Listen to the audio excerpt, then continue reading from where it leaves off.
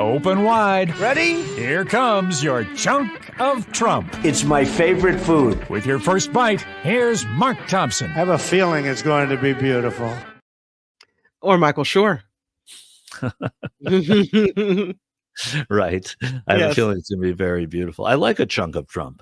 So yeah, that's something that I wasn't familiar. We didn't do that last time, I guess, Toast. No, we don't do it all the time. It's a very special moment when this happens. And the first story is about the Signal controversy.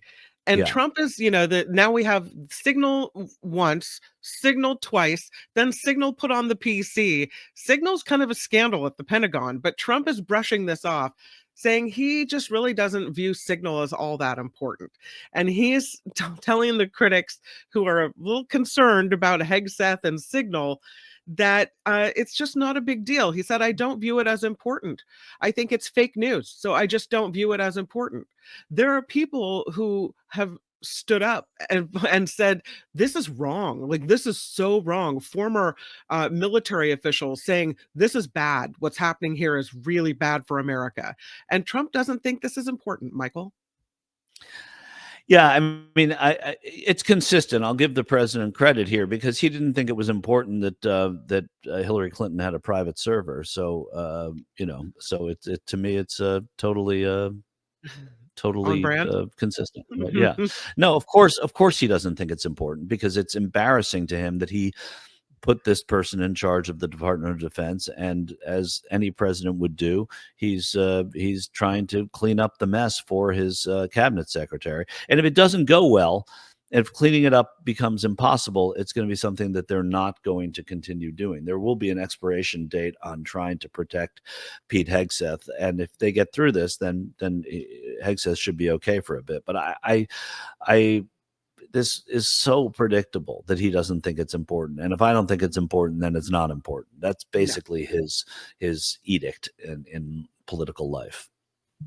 There is a leaked document that is from a draft of an Interior Department document that shows the Trump administration is considering shrinking the boundaries of 6 national monuments. Why? To open them up for resource extraction. According to this leaked draft of this document and insiders, the monuments cover about 5.5 million acres of land across the American Southwest, and more than 6.5 million people visit these places every year. They include the Grand Canyon area, this ancestral footprint of the Grand Canyon area, Ironwood Forest National Monument in Arizona, Chuckwalla National Monument in California, Oregon Mountains Desert Peaks National Monument in New Mexico, the Grand Staircase Escalante National Monument, and Bears Ears National Monument in Utah for resource extraction. Well, I mean, resource extraction, that's not a euphemism for anything, I don't think. It's probably, endangered species, different sands to be evaluated for their, their richness and whether or not they can support life. I'm sure that's all that this is about natural resources, right? Increasing coal, oil, and gas production. They also want to open Alaska and other federal lands for mineral extraction. Yes. The document explains the United States treats natural resources as national assets, and they want to change the way that we look at our natural resources and our national lands. Oh. Right. John Watson writes, these are national monuments that Biden probably created, which is funny because it's, somebody told him that Escalante Park is, or Bears Ears, which I'd never heard of, which I love, by the way. Bears Ears. It was, Bears Ears is great. I mean, maybe it's maybe everybody knows about Bears Ears, but I'm learning too that Biden created this national park. So immediately Trump wants to rule it out and limit it. Biden and Trump, while we're talking about them just for a second, as a short aside, it's still a chunk of Trump. The Trump did not offer a ride on Air Force One to the former president to the Pope's funeral, which, other presidents have always done. And the last papal funeral had Bill Clinton and George Bush on the plane with Barack Obama. So it's consistent. Yeah, very consistent. That you mentioned this earlier, what Trump ran on bringing grocery prices down. And he remember when he stood in front of that table and it was stacked with grocery items and he pointed to all the items and he didn't even know what they were or how much they cost, but he was telling us all how groceries were really expensive and how he was going to fix it on day one. 96 days later, when this article was written, grocery prices have not even come down a little bit. Not even a little bit. The overall inflation has trended slightly downward since Trump took office, but food inflation has not. Not only have grocery prices increased each month since he took office, the inflation rate itself increased in each of 3 months since Trump's return. So the inflation rate for groceries is now at its highest point in 2 years. It was supposed to bring relief, it has not. So you're still going to the grocery store and you're still paying those high prices. And it tracks with what the ABC News Ipsos poll that we talked about today said, that when asked about prices for things you want or need, 62% of Americans say they're going up. 27% say that they're staying the same, which is a negative, because if they're staying the same, they're not going down. That totals 89%, and 11% of Americans say the prices are going down. I don't know, maybe those are Tampa Bay Rays season ticket holders or something. I have no idea, because they don't have a stadium. I can't imagine who would think the prices are going down. Nope. It's interesting. You talked earlier about the possibilities of who's going to run in 2028 on the Democratic side, AOC and Bernie Sanders. Rahm Emanuel, I saw his name floated in an article over the weekend as well. But there's another story, and that it's this whole talk of a third term for Trump that is freezing the potential 2028 Republican field. Republicans are afraid to step up because they don't want to go against Trump, because they now know he's not kidding when he's talking about a third term. As a matter of fact, the merch is out, available for $50, Trump 2028 hat. $36 for a shirt that reads Trump 2028, rewrite the rules. And so it's interesting that Republicans aren't standing up and that there's no scuttlebutt about who could be the candidate. Yeah, well, and I said this, I think, in one of our segments here, or if not, I said it somewhere else. But I think here that that the Trump 2028 talk is really great for the Democrats, because it does do that. It freezes the ability to raise money to form exploratory committees, because there's this uncertainty. Even though smart candidates should know that Trump cannot run again, and if he can run again, that means Barack Obama's name goes right into the hopper for Democratic candidates, which wouldn't be great for Trump in many of the states that he won, that he picked off from Biden from 4 years earlier this year or last year.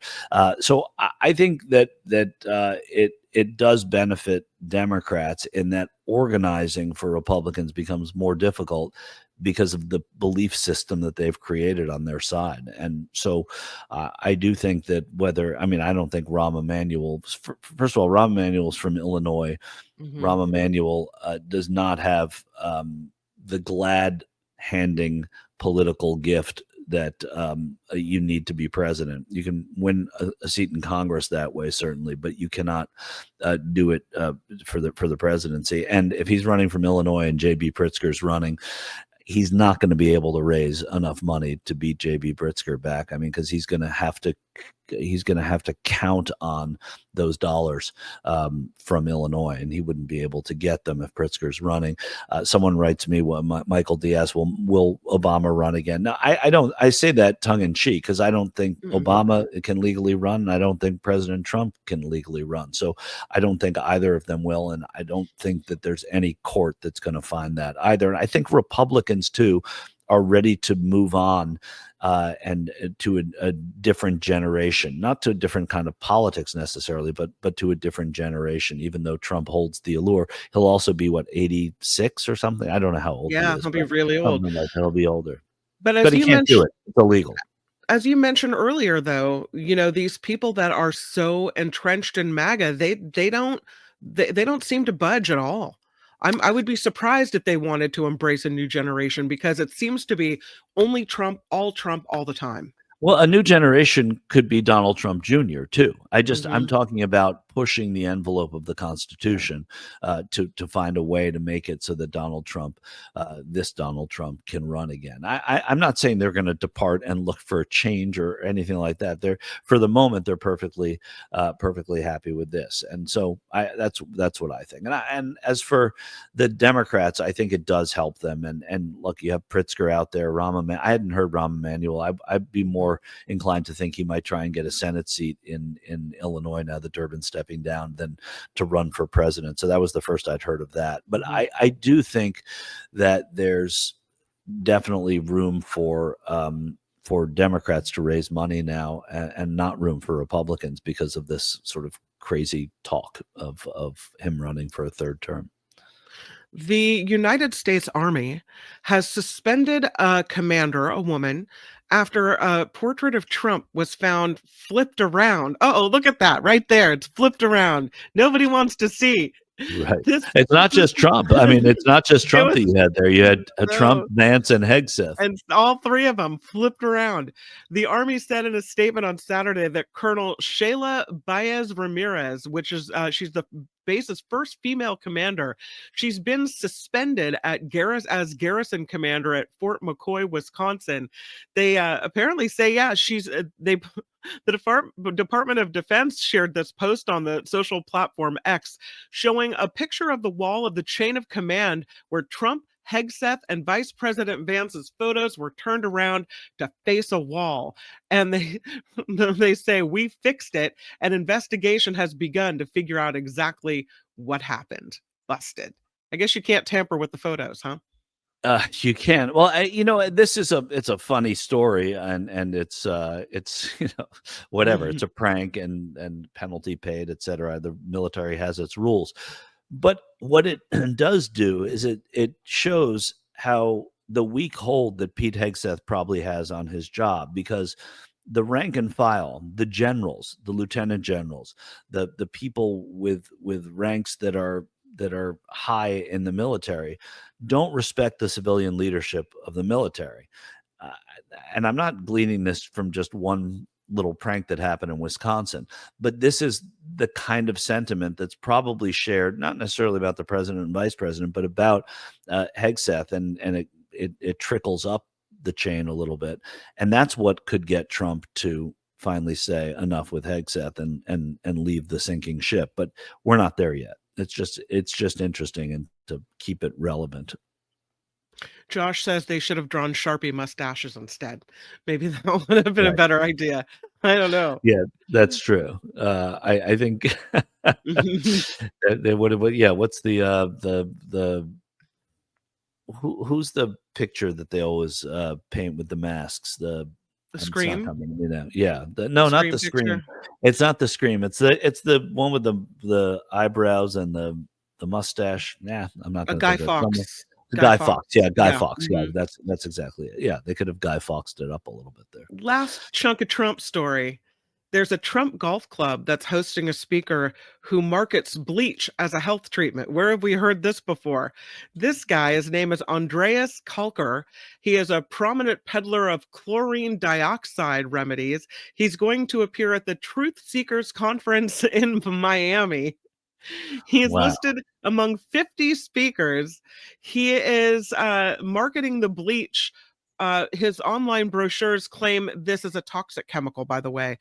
He says, and he admits it's a disinfectant, but he thinks it can eliminate pathogens that cause disease, including cancer. This is something dangerous for people that should not be consumed. But he's going to be at a Trump private golf resort in South Florida next week to talk about this this item that he thinks is a cure for cancer, COVID, and autism.